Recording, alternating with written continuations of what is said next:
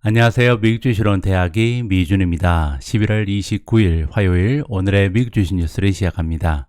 어제 월요일 방송은요, 제가 토요일날 미리 녹화를 진행하고 뒤늦게 공유를 해드렸습니다.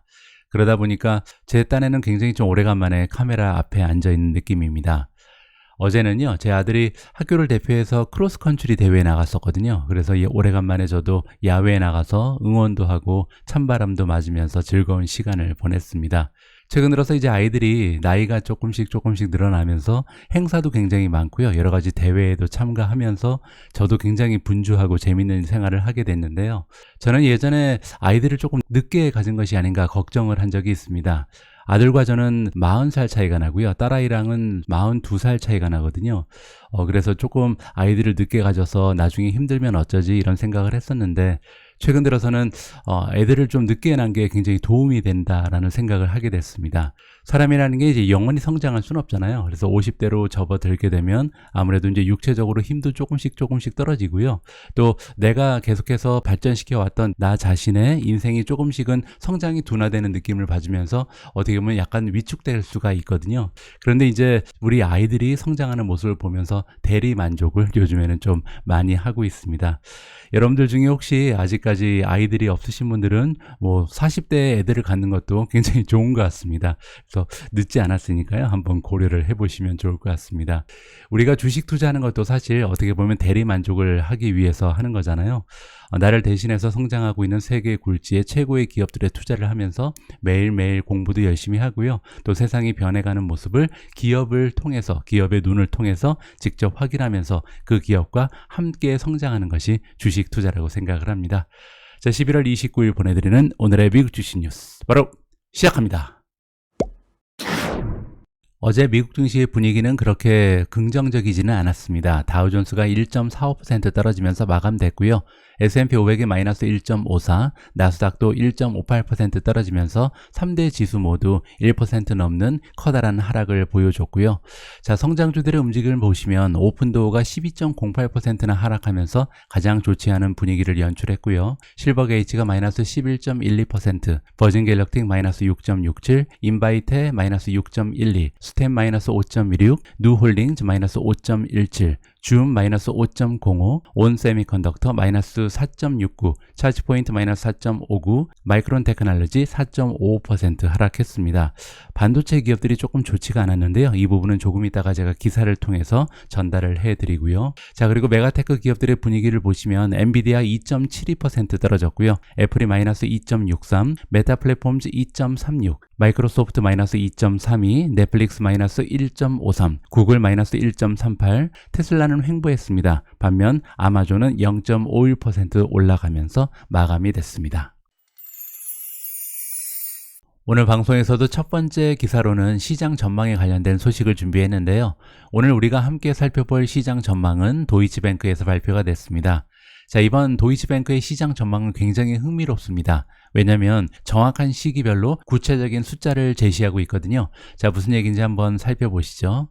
자, 월요일날 도이치뱅크가 주장을 했다. 자, 미국 쪽에 리세션이 발생할 거라고 추측을 하고 있고요. 구체적인 시기는 2023년 중순 정도가 될 거라고 발표가 났습니다. 자, 우리가 보기로는 미국 증시가 25% 정도 폭락할 것이다. 자, 그런데 지금 현재 주가에서 바로 떨어지는 것은 아니고요.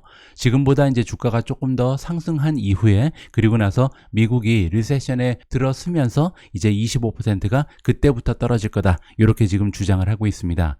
자, 하지만 2023년 말이 되면요, 갑자기 주가가 다시 급등하면서 완전히 회복한 상태로 주식시장이 예전의 모습을 되찾을 것이다. 이렇게 지금 주장을 하고 있거든요. 자, 물론 거기에는 전제 조건이 있긴 합니다. 리세션이 오래 지속되면 안 되고요. 몇 분기 지속되다가 끝나야 한다라는 것이 그들의 주장입니다. 자, 구체적으로 시기가 나와 있는데요. 일단 내년에 1분기를 보시면 베어마켓 랠리가 계속해서 나타날 것이다라고 얘기합니다. 따라서 내년 한 3월달까지는 주가가 계속 상승한다는 것이 그들의 주장이고요. 그리고 나서 2분기에는 주가가 횡보를 하게 되고요. 자, 2023년 3분기 정도가 되면 도이치뱅크가 예상하기로 리세션이 본격화되면서 주가가 큰 폭으로 떨어진다. 그래서 25% 정도 떨어지면서 3250까지 주가가 폭락을 할 거라는 것이 그들의 예측입니다.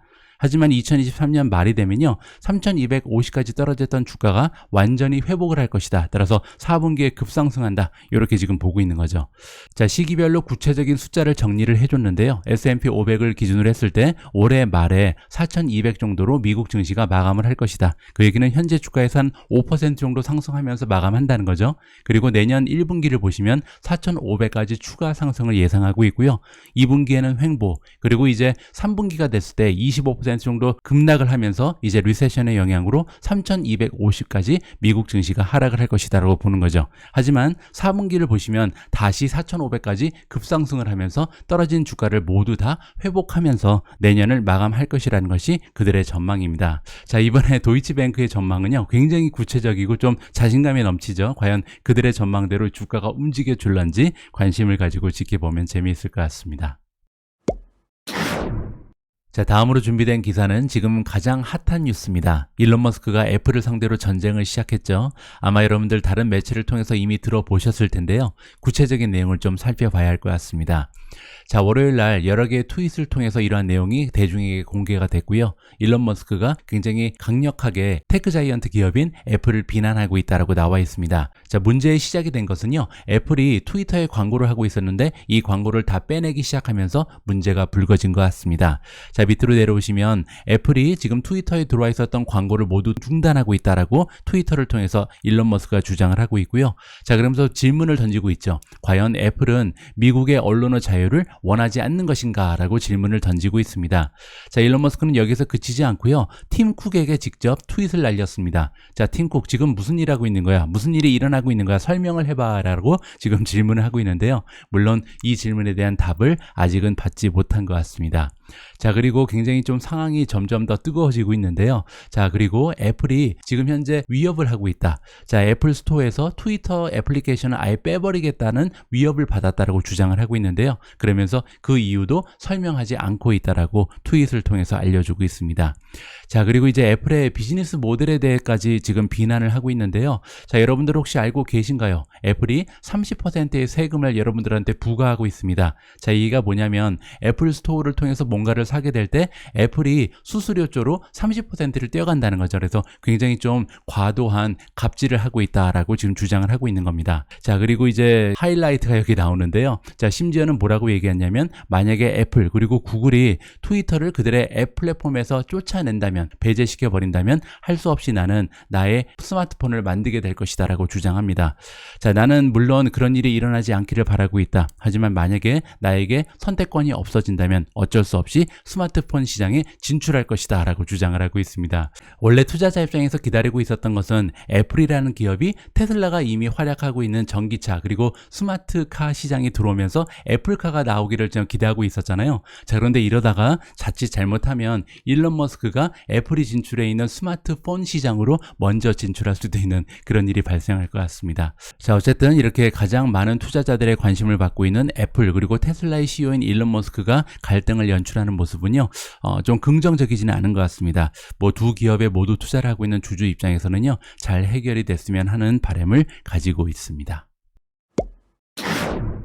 저는 지금 시킹알파가 선정하고 있는 탑 세미컨덕터 스톡 반도체 종목의 순위 페이지에 와 있습니다. 자, 지금 현재 퀀트스코어를 기준으로 했을 때 랭킹 1위를 차지하고 있는 기업은 아직까지 TSMC입니다. 2위에는 온세미컨덕터가 올라가 있고요. 자, 점수는 별로 차이가 나지 않습니다. 4.91, 4.90을 받고 있고요.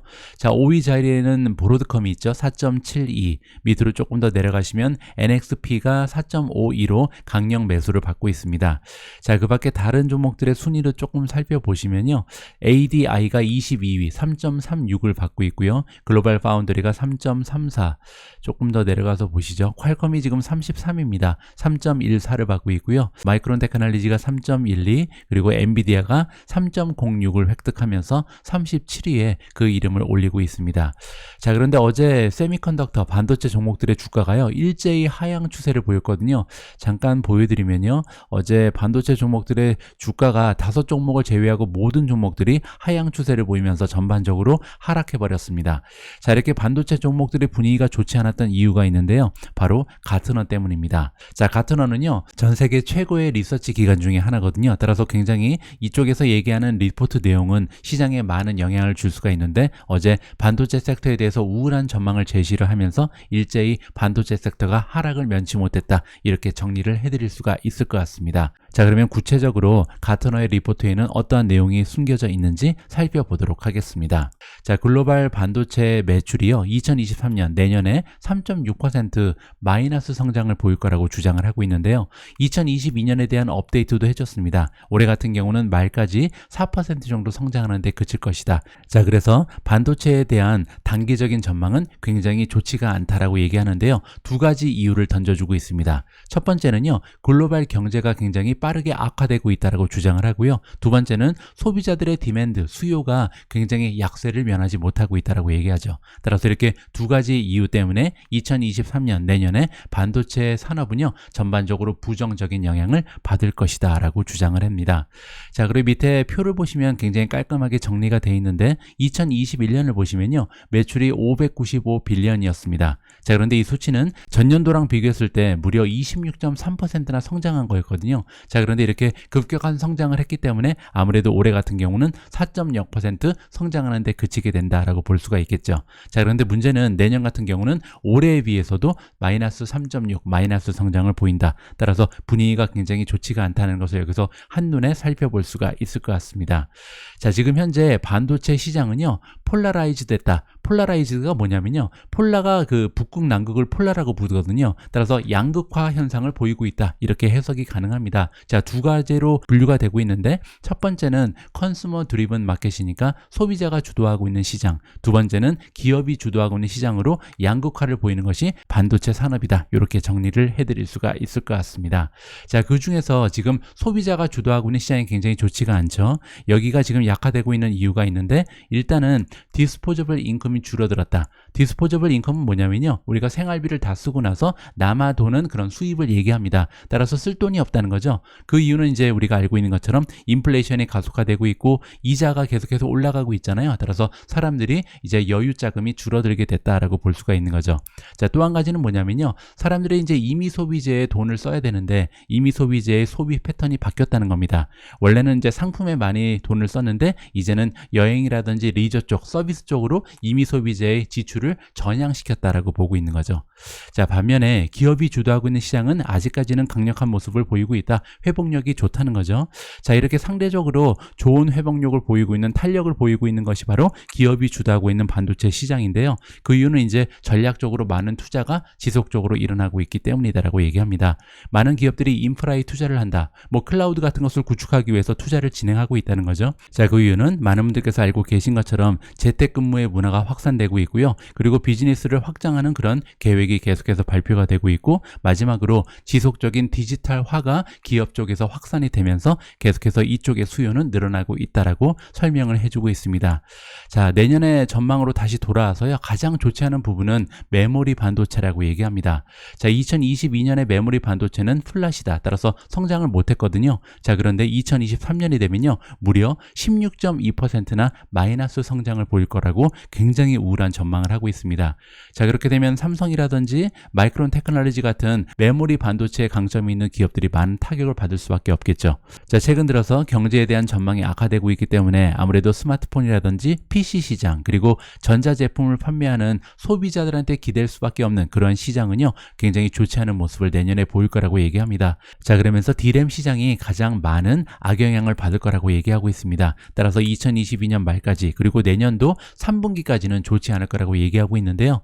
자, 올해 같은 경우는 말에 2.6%까지 마이너스 성장을 보일 것으로 보이고요. 자, 그리고 내년 같은 경우는요, D램 시장이 마이너스 18%까지 떨어질 가능성이 있다라고 보고 있습니다.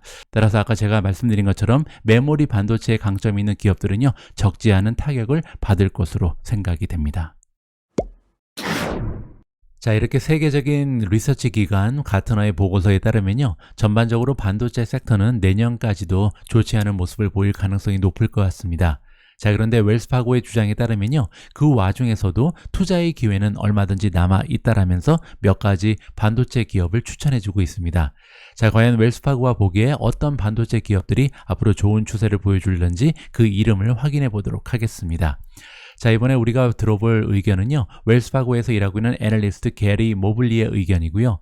자, 최근 들어서 반도체 종목들 중에서 소비자와 엮여져 있는 그런 종목들이 좋지가 않죠. 뭐 예를 들어서 PC라든지 스마트폰은 앞으로도 계속 좋지 않은 추세가 이어질 가능성이 높은데요. 이유는 두 가지입니다. 일단 인벤토리, 재고가 좀 많이 쌓여 있고요. 두 번째는 수요가 계속해서 줄어들고 있는 모습을 보이면서 앞으로 몇 분기 정도는 좋지 않은 추세가 이어질 가능성이 높다라는 것이 웰스파고의 의견입니다. 하지만 정반대로요, 자동차 산업 그리고 인더스트리는 산업재거든요. 이쪽에서는 반도체의 모습이 나쁘지 않다라는 거죠. 왜냐면 수요가 계속해서 남아 있다라고 얘기합니다. 자, 지금 현재 상황에서 우리가 보기에 가장 중요한 수치는요, 언제쯤 반도체 기업들이 진정한 수요를 맞이할 수 있을 것인가, 여기에 관심을 가져야 된다라고 얘기합니다. 따라서 시장의 수요가 회복하기 전까지는 반도체가 반등하기가 어렵다는 것이 그들의 의견이죠.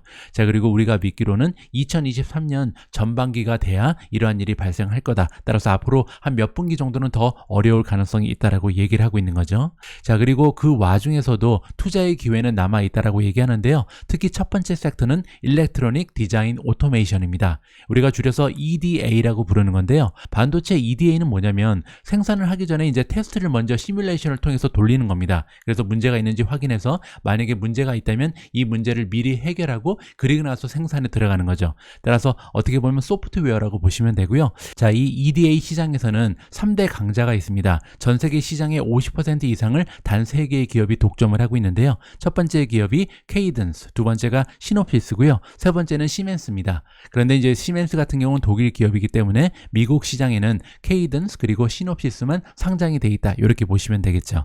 자, 그리고 두 번째로 좋아 보이는 반도체 분야가 있는데요. 바로 매출의 대부분을 자동차 쪽에서 만들어내는 기업에 투자하면 좋은 수익률이 날 거라고 주장합니다. 뭐 예를 들어서 암바렐라라든지 NXP 세미컨덕터, 그리고 이제 전력 반도체에 강점이 있는 온 세미컨덕터, 월프스피드, 이러한 기업들에 투자를 하면요, 다른 기업들에 비해서는 강세를 보일 가능성이 높다라는 것이 웰스파고의 주장이었습니다.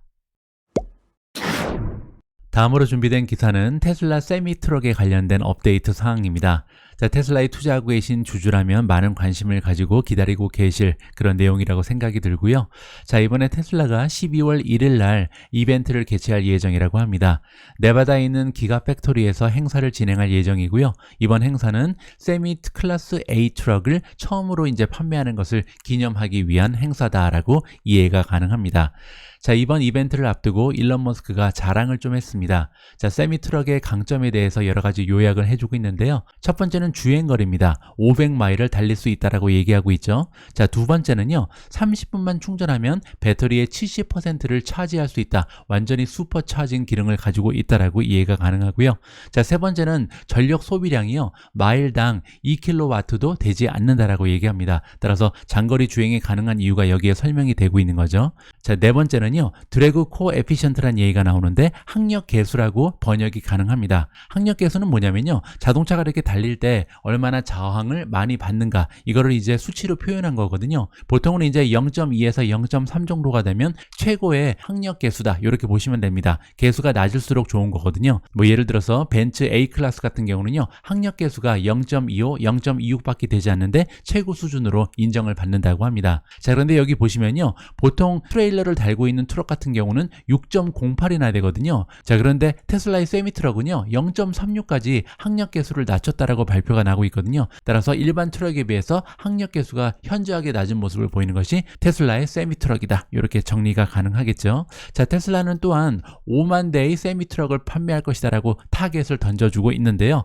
2024년이 목표입니다. 따라서 내후년에 1년에 5만 대 이상을 판매하는 것이 그들이 가지고 있는 내부적인 목표고요. 만약에 테슬라 세미 트럭이 5만 대 이상 판매될 수 있다면 이 클래스 A 시장에 엄청난 존재력을 발휘하게 됩니다. 자, 왜냐면 지금 현재 시장의 1등이 바로 프라이트 라이너거든요. 근데 프라이트 라이너가 1년에 판매하고 있는 화물 트럭의 숫자가요, 7만 대에서 10만 대 정도가 됩니다. 자, 그런데 프라이트라이너의 시장 점유율을 보시면요, 현재 전체 클래스 A 트럭 시장의 38% 정도를 차지하는 것이 바로 프라이트라이너거든요. 자, 그리고 2위랑 3위를 보시면 둘의 시장 점유율을 합쳐도 프라이트라이너보다 떨어지는 그런 실적을 보이고 있습니다. 따라서 만약에 테슬라가 프라이트라이너가 지금 7만 대에서 10만 대를 파는데 5만 대 가까이 판매를 하게 되면요, 시장의 2위로 우뚝 서게 된다. 이렇게 우리가 기대감을 높여볼 수가 있을 것 같습니다. 자, 다음으로 준비되어 있는 기사 역시도 테슬라 관련된 뉴스입니다. 자, 그만큼 굵직굵직한 소식이 좀 많이 전달이 되고 있는데요. 이번 뉴스 역시도 그냥 지나치기에는 굉장히 커다란 의미가 있는 것 같습니다. 자, 테슬라가 이번에 보고되기를 개발하고 있다. 자, 개조된 버전의 모델 3를 만들고 있다라는 굉장히 커다란 소식이 전달되고 있습니다. 자, 이번에 디자인을 새롭게 하는 모델 3는요, 그 안에 들어가는 부품의 개수를 상당히 많이 줄일 것으로 기대가 되고 있고요. 또 하나는 인테리어를 굉장히 간소화시킬 거라고 합니다. 자, 하지만 테슬라의 구매자들이 가장 좋아하는 부분, 뭐 예를 들어서 디스플레이 같은 것은 오히려 업그레이드가 될 가능성이 높겠죠. 자, 이번에 새롭게 디자인되는 모델 3 같은 경우는요, 상하이 공장에서 2023년 3분기부터 생산이 가동될 것이다 라고 전달이 되고 있고요. 자, 그리고 미국의 프레몬트 공장 같은 경우는 정확한 생산 시기가 아직까지 결정이 되지는 않았다라고 합니다. 자, 또 한 가지, 코스트를 이번에 디자인을 새롭게 하면서 어느 정도 절감할지도 발표가 되지 않고 있는데요. 자, 이번에 코스트가 많은 폭으로 하락이 된다면 아무래도 자동차의 가격을 하향 조정할 가능성도 높고요. 그리고 수익률도 극대화될 가능성이 굉장히 높겠죠.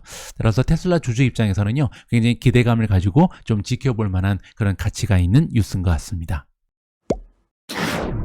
제가 지난 방송을 통해서 애플의 아이폰 생산이요, 이번에 이제 시위로 인해서 커다란 타격을 받고 있다라는 소식을 공유해 드린 적이 있는데요. 자, 구체적인 예상치가 나오고 있습니다. 자, 이 기사의 제목을 보시면 이번에 중국 쪽에서 나오고 있는 시위 때문에 아마도 600만 대 정도 아이폰 프로의 쇼티지 현상이 발생할 것이다라는 보도가 되고 있는데요. 자, 이러한 전망을 안겨주고 있는 보도 매체는 블룸버그다라고 설명을 드릴 수가 있습니다. 자, 그런데 만약에 600만 대가 모자라게 되면요, 어느 정도의 손실이 발생할지 계산을 잠깐 해보면 재미있을 것 같습니다. 자, 보고 계신 그래프는요, 매년 그리고 매분기 애플이 스마트폰을 몇 대 정도 판매하는지를 실적을 지금 정리를 해줬는데요. 2021년 4분기 같은 경우는 83밀리언 정도의 아이폰을 판매한 것이 바로 애플입니다. 자, 그렇게 되면 계산을 할 수가 있겠죠. 지금 600만 대 정도의 손실이 예상되고 있기 때문에 나누기 83밀리언을 하면요, 7% 정도 손실을 감당해야 된다라는 계산이 나오게 됩니다. 자, 그런데 문제는요, 애플의 전체 매출 중에서 아이폰이 차지하고 있는 비율이 47%가 넘어가거든요. 거의 반 가까이 되죠. 따라서 만약에 아이폰 생산이 7% 정도 손실을 보게 되면 거기에서 발생하는 애플 전반적인 매출의 하락은요, 적어도 3% 이상 될 가능성이 굉장히 높아집니다. 자, 그렇기 때문에 이번에 시위로 인해서 아이폰의 생산이 제대로 되지 못하는 부분은 굉장히 커다란 타격을 애플의 실적에 안겨줄 가능성이 있다라고 정리를 해드릴 수가 있겠습니다. 11월 29일 보내드린 오늘의 미국 주식 뉴스는 여기까지입니다. 오늘 방송을 준비하느라고 이제 거울을 보면서 체크를 하는데 제 오른쪽 눈이 좀 빨갛게 충혈이 됐더라고요.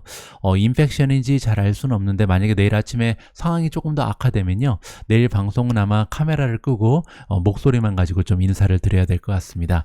오늘 방송 보시는데 이 빨간색 눈 때문에 방해가 되지는 않았는지 좀 걱정입니다. 자, 오늘 방송도 마지막까지 함께 해주셔서 감사합니다.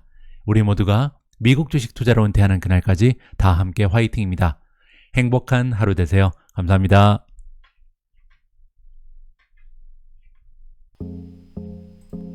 시킹알파 프리미엄 멤버십 가입하셨나요? 시킹알파 프리미엄 멤버십이 제공하는 다양한 기능들을 소개해드리도록 하겠습니다. 가장 먼저 이미 투자하고 계신 종목을 팔로우하는 방법입니다. 여러분들의 관심 종목에 알람을 설정할 수 있습니다. 검색창을 통해 원하는 종목을 찾아 팔로우 버튼을 클릭하시면 해당 종목을 추가하실 수 있습니다. 종 모양의 아이콘이 보이시죠? 종목에 대한 평가가 바뀔 때마다 바로 업데이트를 받으실 수 있습니다. 퀀트 점수가 보유에서 매도로 바뀐다든지 월가의 점수가 보유에서 매수로 바뀔 때도 알람이 울리게 됩니다. 퀀트 분석에 대해 잠깐 설명드리자면 3가지 방식의 종목 투자 가치, 5가지의 평가 기준에 대한 점수가 나와 있고요. 해당 섹터에서 순위도 볼 수 있습니다. 가장 중요한 건 투자 가치 평가 카드입니다. 시킹알파 알고리즘에 의해 실시간으로 업데이트되고 있습니다.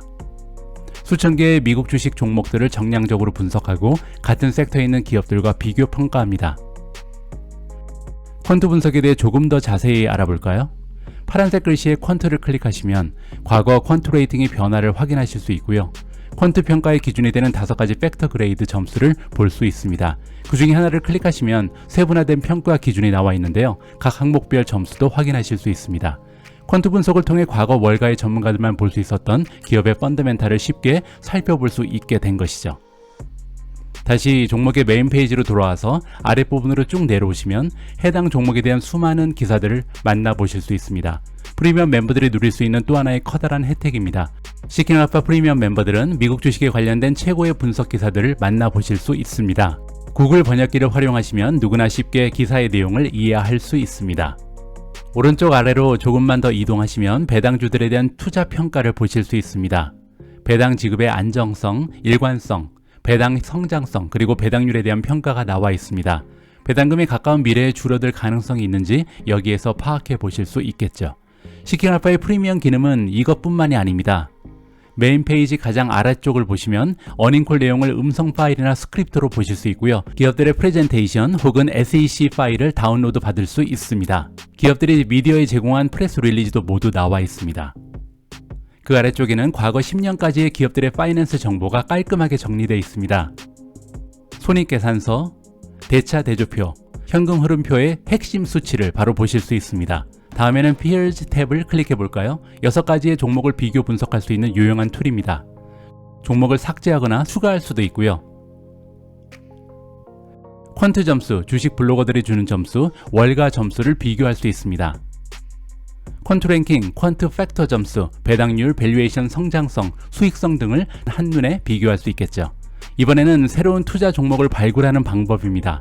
여기 탑 스톡스에 커서를 올려놓고 톱 레이티드 스톡을 클릭하시면 시킹알파 알고리즘이 선정한 최고의 종목들을 만나보실 수 있습니다.